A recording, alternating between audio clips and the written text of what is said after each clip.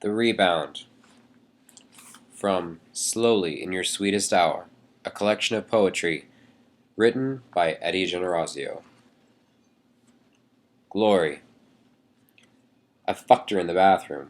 Well, tried. Mostly just got a blowjob and jizzed in her mouth.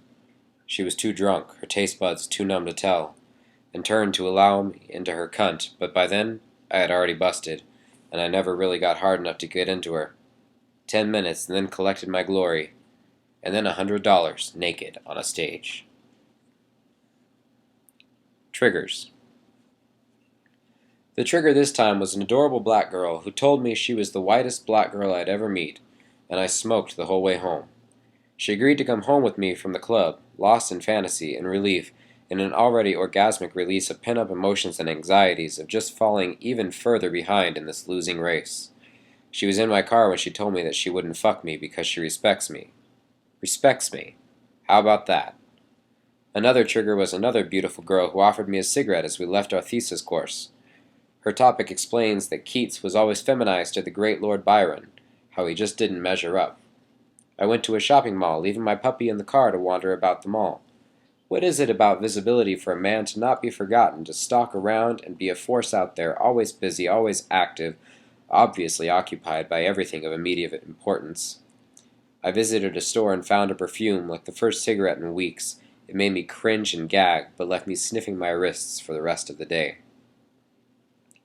How heaven feels. Ching, cha-ching, ching, ching. Rack up names like coins from a slut machine, oozing fluidly from the nightlife machinery as if a gamble is ching, cha-ching, ching one. Are we having the time of our life yet? Feels like a blast of gold that overflows and sprinkles across the floor. But all that glitters ain't gold, honey. Do you want to live forever? Let's get lost in this here and now. This here and now forever, this paradise that glimmers forever and slips into the silence of a dream, glimmering on in the paradise of sleep. Let's get lost in this moment tonight and wake to face the miserable morning, only to love on through the nightlife love in our dim bedroom scene, covered in orgasms that never seem to cease. Love on, you beautiful thing. Love on through the morning and on to another sunset with a satiated grin. Rebinds that tie. Of vengeance, of an uncaring mind solitary in its madness that preys on anxiety and bathes in tears in the darkness of the mind. Of torture, of a tactile hatred that seeps from the lips during a chat at a coffee shop casually across from the setting sun. Of guilt, of evil so apparent that it smiles back during a morning shave but cuts deeper. Almost. It was easily the saddest afterglow, left with a child now 2 months old. She was 18. She told me none of this when I guided her into my bed. She listed the ways that her life paled to mine, that you would never find her freedom in no form, fashion, never again. I wish there was something I could do. She worked up her temp job as the Easter Bunny in the mall, and I hope that you get all that you've ever dreamed of, but there is nothing I can do. One-night stands become sadder and sadder when one of the legs cannot stand on their own. When they decided to give in to me, the bracelets came off and they remain in the crack of my bed after the play. I thought about returning them the following day, but I, like them, left her too, and I cannot face that. And again, transferable in this feeling, I watched you suffer.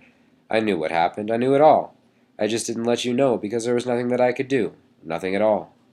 This is the plight of the misguided youth, the ones who are not themselves, the ones who cannot see location outside of someone else's view, the ones who only move with hopes to flee from one another, the ones who tear around this earth only to sob uncontrollably, saddened and debased by the ultimate disappointment of it all. I tried to be there, silently, playing it cool, as if I hadn't known what I did, and what they did too. And what do you continue to do to yourself when we all abandoned you? Moving on.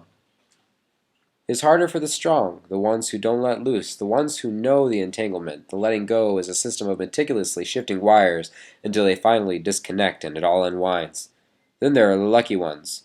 They manage to crop up new distractions, new faces to attach to moments, and those moments stack upon moments until all time has passed and nothing is resolved. But to everyone's surprise, a new narrative has begun.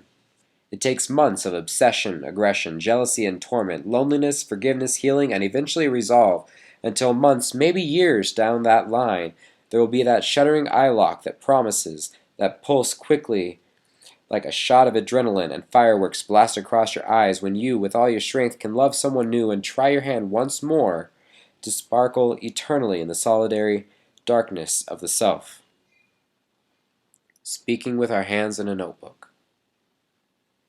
Without words we speak. With hands I try to communicate with my clumsy motions and the sincerity of my eyes. And she speaks electric, without words and without technology. It's a rustic love, founded on kisses and hugs and the written words that I scribble with my fingertips across the honest landscape of her body. Or onto the page, scribbling romance which blossoms in the sunlit springtime with a suntanned smile against the bluest clear sky backdrop that my eyes had ever seen. The most honest sentiment is not a rambling persuasion, because so many words are spoken, disconnected from the body, disconnected from the person who feels the meaning, transferred right over to the one who inspires the words. They are just words I speak with my mouth and my tongue, with hands waving maniacally to the sky. They are greedy hands that economize the body and collect unknowing souls. But the most honest words spoken are silent. They are the ones that pass from heart to heart, transferred in the cyber silence of the night, when I held her tightly against myself and whispered how much I cared for her, knowing full well that she would never hear the words. An ASL understanding. I don't want to be a rebound. Why do people rebound? To stifle their emotions for their ex. In that case, you must have emotions for your ex. Yeah. Well, then you surely aren't a rebound. I'm a coward. I'm a liar.